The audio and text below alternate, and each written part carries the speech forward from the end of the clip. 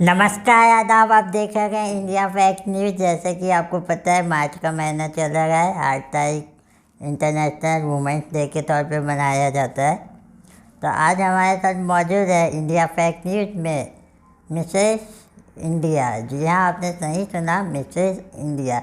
हमारे साथ मौजूद है श्रुति मैम। श्रुति मैम, आप अपना पूरा इंट्रोडक्शन दीजिए। आप कब मिसेस इंडिया बने, कैसे बने, अपनी पूरी जर्नी के बारे में बताइए। सबसे पहले तो बहुत बहुत धन्यवाद नावे जी कि आपने मुझे यहाँ बुलाया और ये मौका दिया कि मैं अपनी ज़िंदगी के बारे में लोगों के साथ कुछ अपना एक्सपीरियंस शेयर करूँ। सबसे पहले तो मैं अपना पूरा परिचय करा दूँ। मैं श्रुति दुधलकर सोरटे। जी हाँ, मैं अपने माँ का भी नाम लगाना बहुत पसंद करती हूँ, जैसे अपने ससुराल का नाम लगाना पसंद करती हूँ, क्योंकि मैं समझती हूँ कि उन्होंने ही मुझे यहाँ इस प्लेटफॉर्म पे आने के काबिल बनाया है पूरी मुश्किलों के तहत। तो वुमेंस डे पे सबसे बड़ी बात तो ये है कि इस वुमेन को बढ़ाने के पीछे भी एक और वुमेन है, जो है मेरी माँ। और आगे चल के अगर बात करूँ तो और एक वुमेन है मेरी लाइफ में, जैसे मैं कहूँगी मेरी बेटी।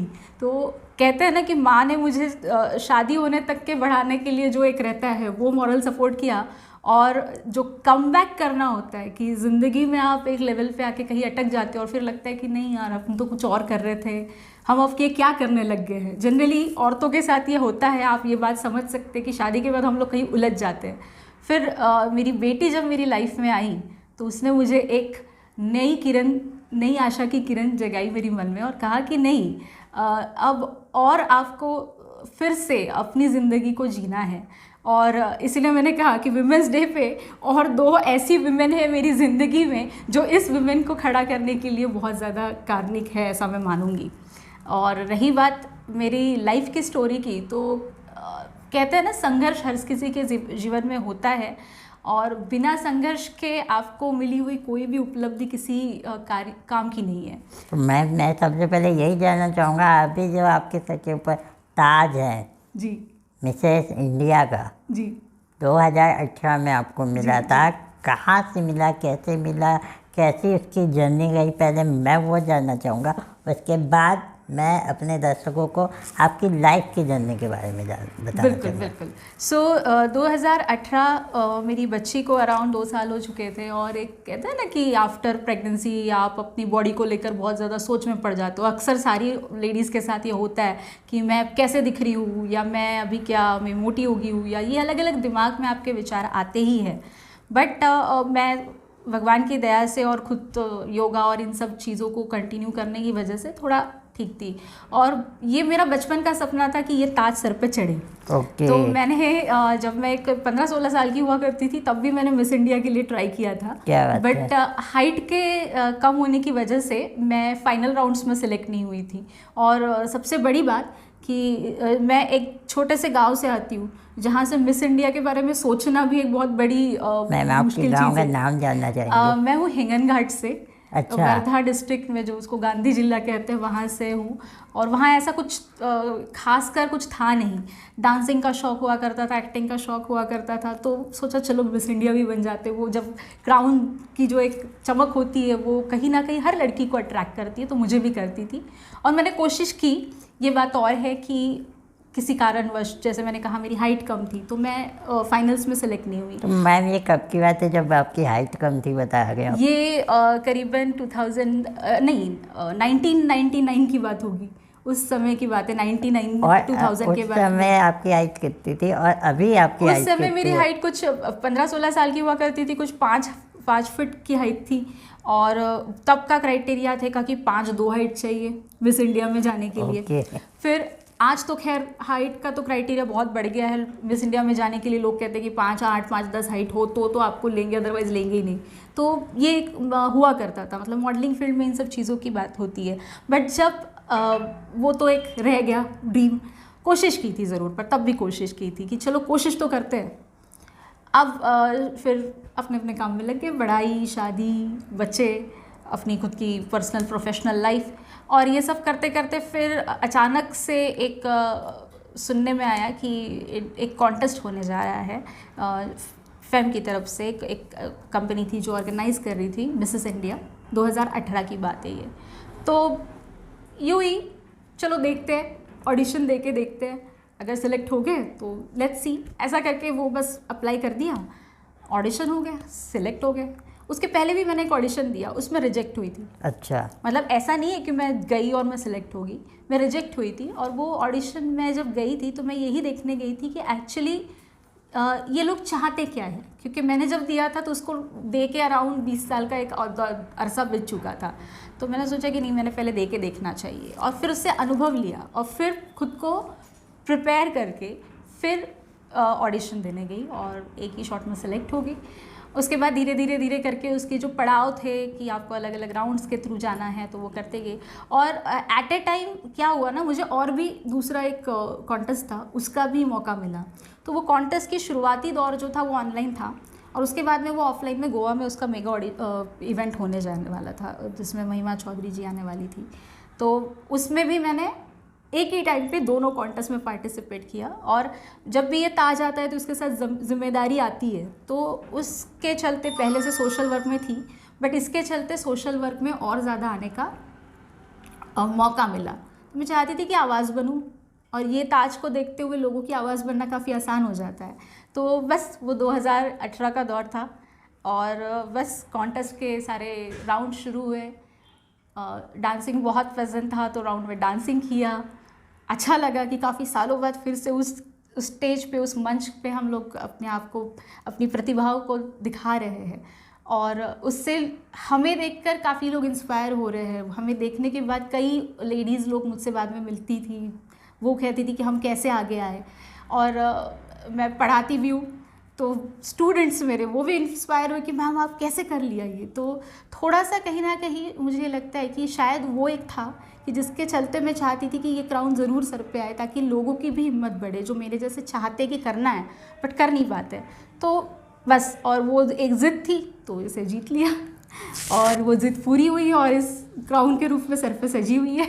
श्रुति मैम, जैसे कि आप बता गए आपको बचपन से शौक था अपने सर के ऊपर ताज सजाने का, तो ऐसे में आपको फैमिली से कैसा कैसा सपोर्ट मिला या सपोर्ट नहीं मिला, क्या है आपकी बचपन की स्टोरी? देखिए, मैं तो समझती हूँ कि शायद हर लड़की की लाइफ में, हर नहीं कहूँगी बट 99% लड़कियों की लाइफ में स्ट्रगल होता ही है। जब वो अपनी दुनिया को जीना चाहती है या वो अपनी इच्छाओं को जीना चाहती है, तो उसे जो शुरुआती स्ट्रगल होता है वो करना ही होता है। मेरे साथ में थोड़ा सा अलग स्ट्रगल था।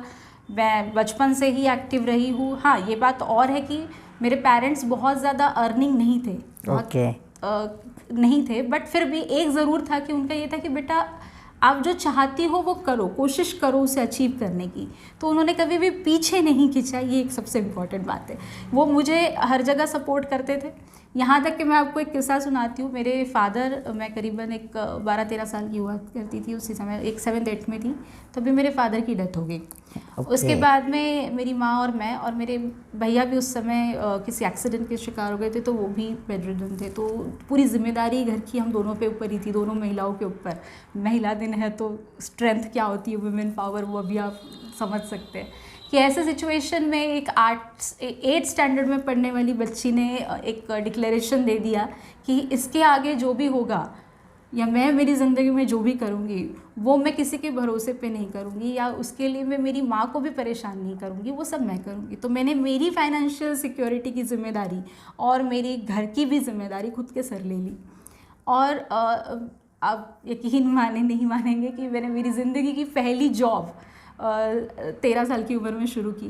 क्या वो जॉब मैंने थी वो? एज अ, हाँ जी, मैं कंप्यूटर में मुझे बहुत इंटरेस्ट था उस समय में, तो मैंने प्रोग्रामिंग सीख रखी थी और काफ़ी अच्छी प्रोग्रामिंग करती थी VBA ओरेकल में।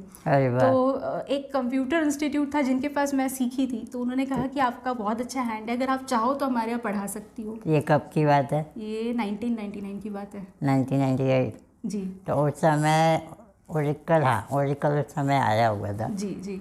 तो यानी आपको पूरे ओरेकल के command, how to create table, जी जी, ये सारों पे काफ़ी अच्छा कमांड था, और उसके चलते मैं काफ़ी मैं 13 साल की और मेरे सामने इंजीनियरिंग के बच्चों की बैच हुआ करती थी जिन्हें मुझे पढ़ाना होता था, और बड़ा मज़ा आता था। ऐसा लगता था कि एक अलग एक्साइटमेंट था। हाँ, यानी टीचर का जो गुदवा होता था वो झाड़ने में मज़ा आता होगा। हाँ, ये भी है। और दूसरा एक सेल्फ सेटिस्फेक्शन कि मैं खुद कमा रही हूँ और खुद सब कुछ कर रही हूँ। और कहीं ना कहीं हमने जो सीखा है उसका यूज़ सही काम में हो रहा है, इस बात का भी सेटिस्फेक्शन था, जो मेरे पेरेंट्स ने मुझे बचपन से सिखाया था कि आप जो भी सीखते हो उसका यूटिलाइजेशन किसी की अच्छे के लिए करो। तो मेरे दिमाग में एक सवाल आया है जी आप बताए उस समय 13 साल के थे, जी जी। इतने कम उम्र में आपको ये डेटाबेस बनाने की, प्रोग्रामिंग सीखने की क्या शौक सूझा था यानी? क्योंकि जैसे कि मैं भी मास्टर ऑफ कंप्यूटर एप्लीकेशन हूँ, वो तो हमारी रिक्वायरमेंट थी, हमको यानी कुछ जॉब करना है, इसलिए हमने हमारे मास्टर डिग्री में ये सब सीखे।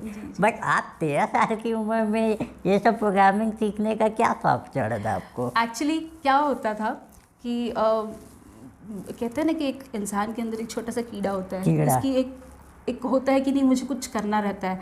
तो मेरा पहले से ये था कि कुछ भी नया है वो मुझे सीखना है। और वो आज भी कीड़ा गया नहीं है। अभी भी अगर मुझे कोई बोलता है कि ये चीज़ नहीं आई है, इसको आप सीखना चाहोगे, तो मेरे मुंह से कभी आप ना नहीं सुनेंगे। अच्छा। वो कीड़ा मुझे बचपन से है जो आज तक के है, और वो शायद कहीं से मुझे मेरे जीन्स में आया है, हेरिडिटी आया है। अच्छा। मेरे फादर भी इसी तरीके के थे, उन्हें छोटे मोटे रिसर्च करते रहना पसंद था। वो घर में एक माहौल देखती थी कि वो उनका एक अलग बिजनेस हुआ करता था, बट वो अपना रिसर्च करते रहते थे, इसमें ये मिलाओ फिर इससे क्या बनेगा, अलग अलग तरीके के गैजेट्स वो तैयार किया करते थे। तो एक था कि सीखते रहिए।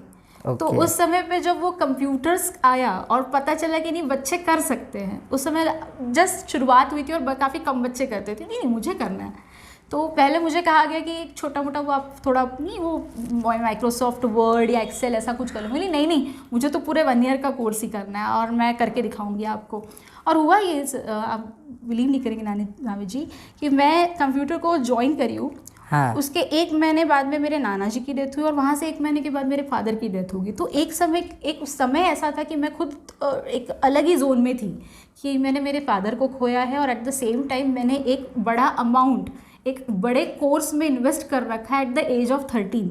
तो वो एक जिम्मेदारी भी थी, सेंस ऑफ रिस्पॉन्सिबिलिटी भी थी कि अब आपको सिर्फ सीखना नहीं है, इसे अच्छी से सीखना है और उसका यूटिलाइजेशन भी अच्छी से करना है। और फिर उसके बाद तो बस जब सीखना शुरू किया तो इतना अच्छे से उसके ऊपर कमांड हो गया।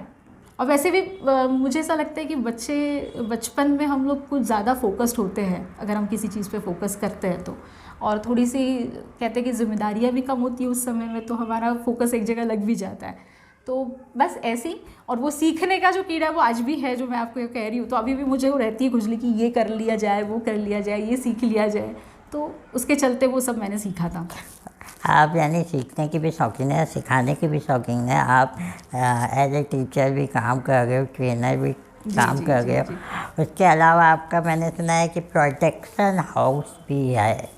जी एक्चुअली तो प्रोडक्शन हाउस में आप क्या करते हैं, किस तरह का काम है, थोड़ा हमारे दर्शकों को बताइए।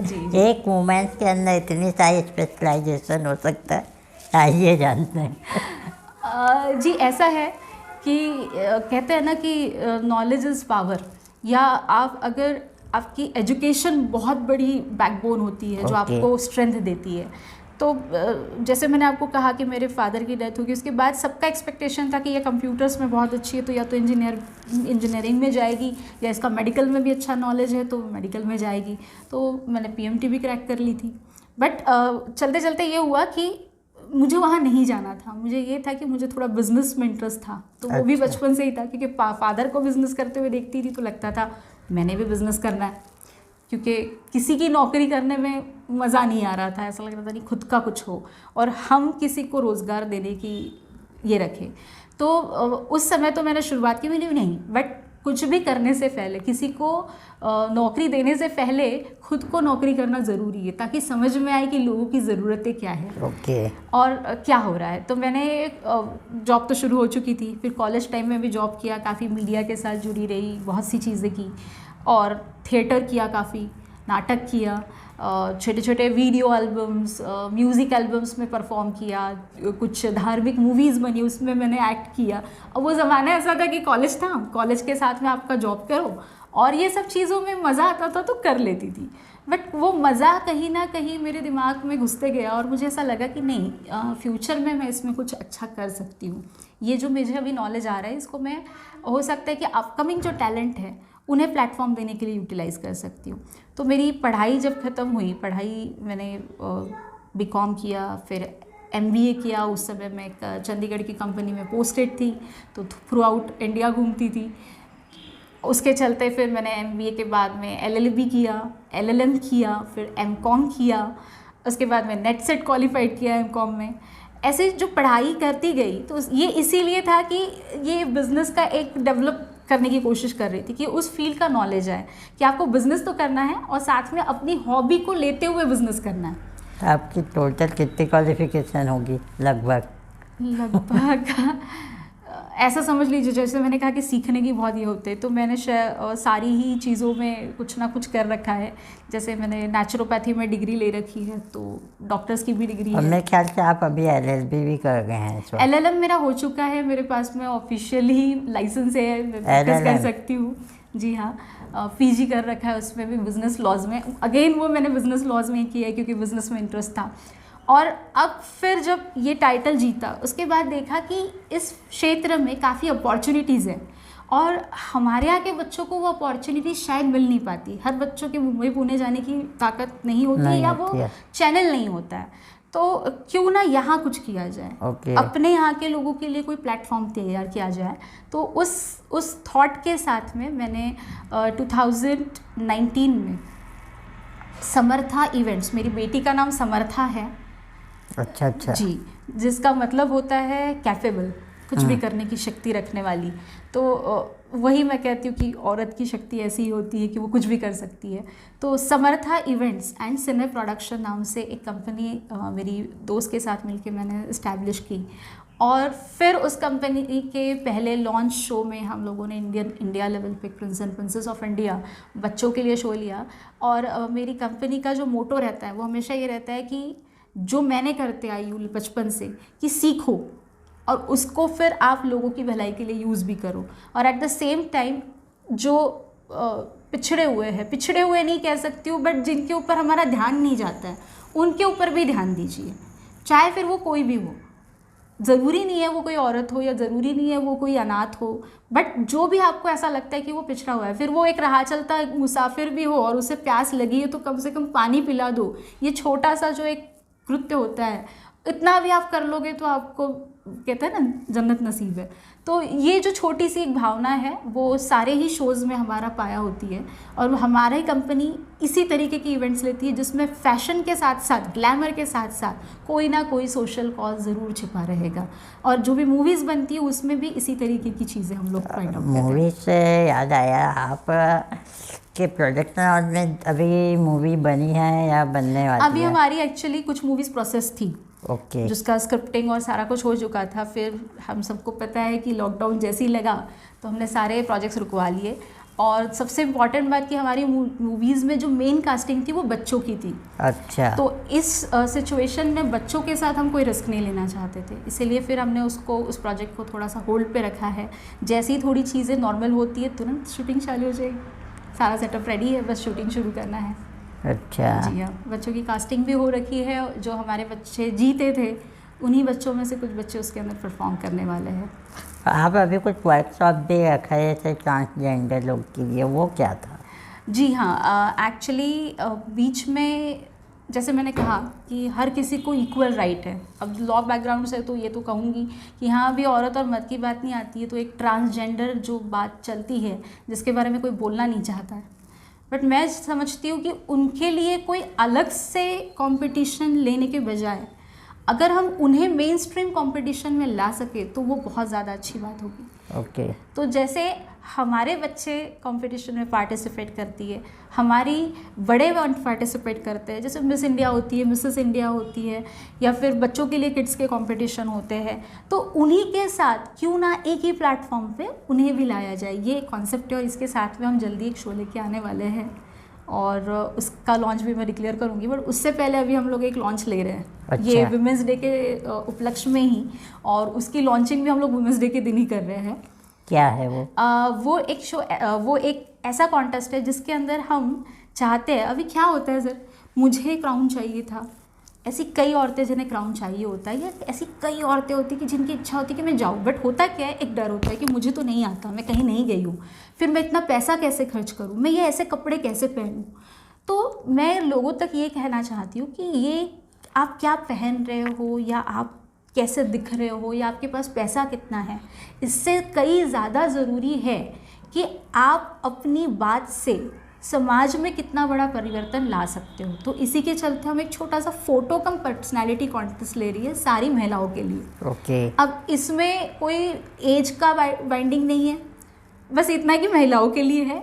आप अपनी एक तस्वीर जो आपको लगता है कि मैं इसमें बहुत अच्छी लग रही हूँ, जिसमें आपको लगता है कि नहीं ये ऐसी तस्वीर है जिसमें मेरे भाव जो मैं हूँ वो दिख रहा है, मैं कहीं पे उसमें खुद को कुछ गलत दूसरा नहीं शो कर रही हूँ, मैं जो हूँ वो दिख रही हूँ, वो तस्वीर और उसके साथ आपकी डिटेल्स और एक 100 शब्द में आप ऐसा क्या किया है आपने, या ऐसा क्या करना चाहती है, या ऐसा क्या कर रही है जिसके चलते समाज में कुछ परिवर्तन आ सके, या आपकी एक स्टोरी से कोई एक लाइफ भी बदल सके।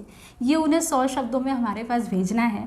जिनकी स्टोरी सबसे बेस्ट होगी उन्हें हम पुरस्कृत करेंगे, उन्हें भी इस तरीके का एक तो सामने वाला जो भी महिला होंगी वो आपको संपर्क कैसे करेंगी? वो हमें संपर्क कर सकती है हमारे फेसबुक पेज पे, और उससे रिलेटेड जो हमारे ब्रोशर्स एंड बैनर्स है वो सारे रिलीज़ हो जाएंगे। अभी जस्ट 8 को रिलीज़ होंगे, यानी आज के दिन। जी जी जी।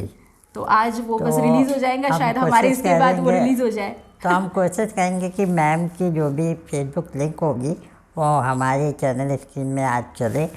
तो मैं ये भी जानना चाहूँगा कि मैम जैसे कि आप इतना सब करते हो, महिला हो जी, बाहर का काम देखते हो, प्रोग्रामिंग सीख चुके हो, घर की जिम्मेदारी को आप कैसे निभाते हो? फिर जैसे कि आपके हस्बैंड होंगे, बच्ची है आपने बताया, जी जी 6 साल की बच्ची है शायद। हाँ, तो इतना सब आप कैसे मैनेज करते हो? एक महिला होने के नाते मैं आपका जानना चाहूँगा कि यानी आपके तो मेरे को 2 हाथ 2 पैर ही दिख रहे, तो फिर कैसे कैसे जब औरतों की बात आती है तो 2 हाथ 2 पैर तो होते हैं, दिखते हैं, बट वो कहते हैं ना कि माँ दुर्गा के जैसे अष्टहाथ होते हैं, तो वो कहीं ना कहीं से होते ही है हर स्त्रियों के पास में। और ये मेरी बात नहीं है, हर स्त्री की बात है।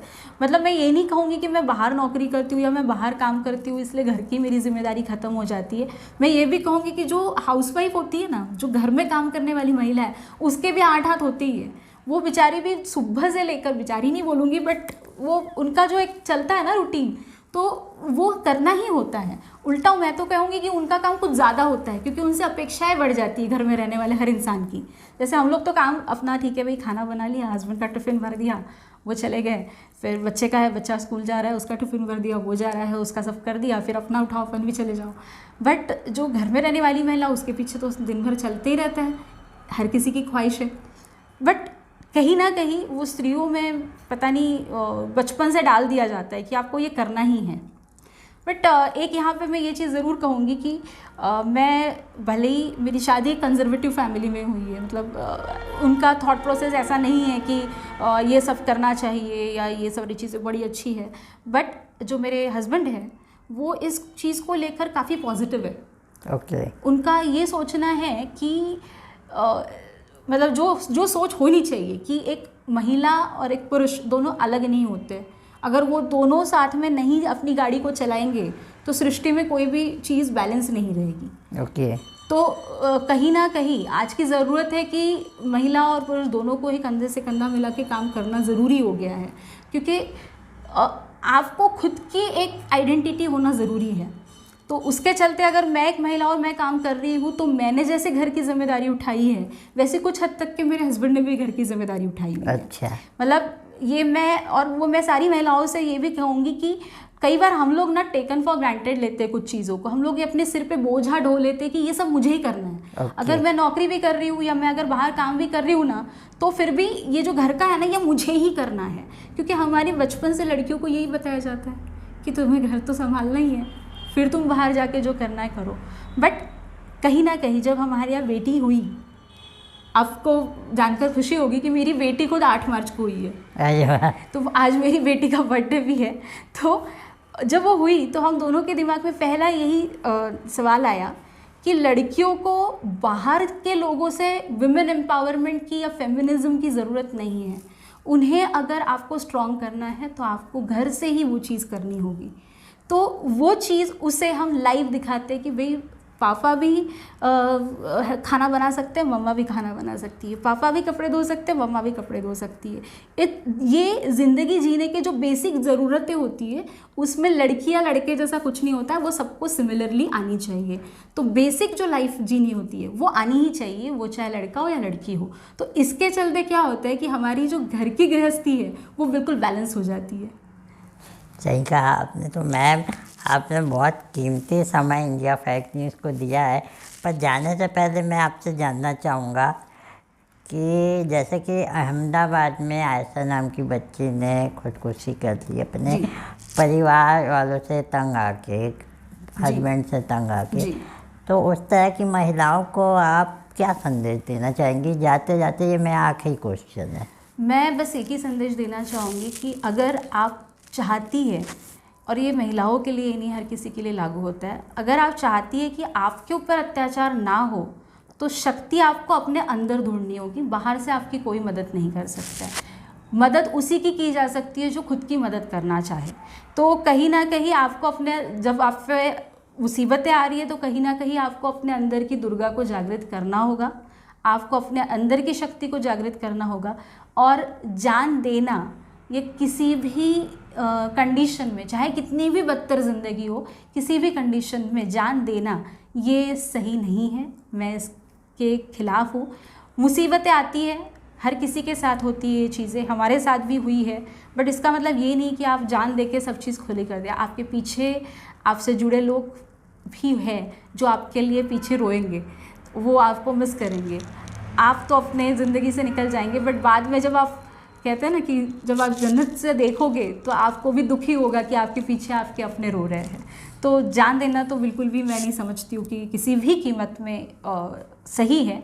और जो शक्ति की बात कर रही हूँ तो मैं तो ये कहूँगी कि भी औरत ने तो ये सोचना ही नहीं चाहिए कि मैं तंग आके जान दूँ, क्योंकि आप तो स्रोत हो, एक नई ज़िंदगी को लाने का स्रोत हो आप। और अगर आप जान देने की बात करेंगे तो ये तो पूरी सृष्टि का तालमेल ही ख़त्म हो जाएगा। तो जान देना कभी भी मेरे हिसाब से सही बात नहीं है।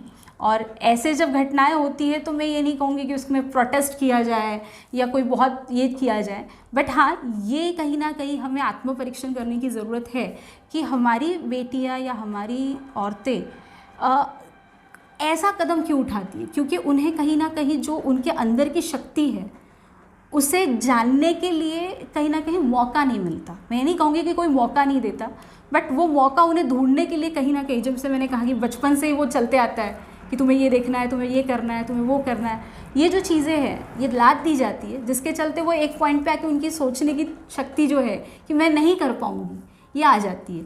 बट अगर दूसरे एंड पे देखा जाए तो कई ऐसी औरतें भी हैं जो सारी चीज़ें होने के बावजूद भी खुद उठ के खड़ी हुई है और जीता है।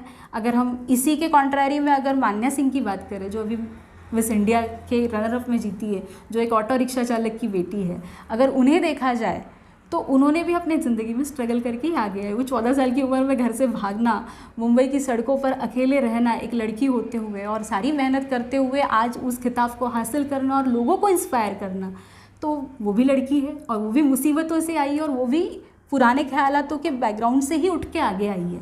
तो कहीं ना कहीं वो शक्ति आपको खुद को जगानी है, बस मैं यही कहना चाहूँगी।